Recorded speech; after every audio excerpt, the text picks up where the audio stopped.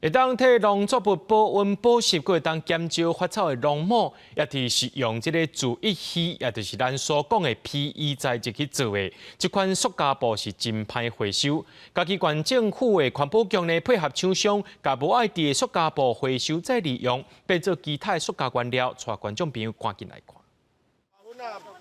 甲农膜顶面的涂刷粉啊拔落来，卷起来了后，佮经过一寡操作，废弃农膜加做塑胶珠啊。会当摕来做回卡、糞扫地啊，也是一寡塑胶物件的原料。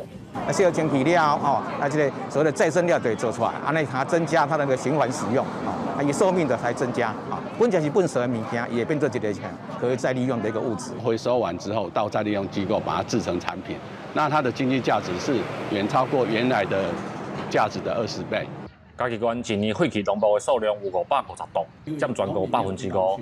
为着要处理这项废弃物，嘉义县政府甲再利用业者合作，设置回收废农膜的集地场，来协助农民到处理废弃农膜。农膜的部分呢，是由公所这边可能会着收费用来送清洁，会造成我们的农民有更多的成本。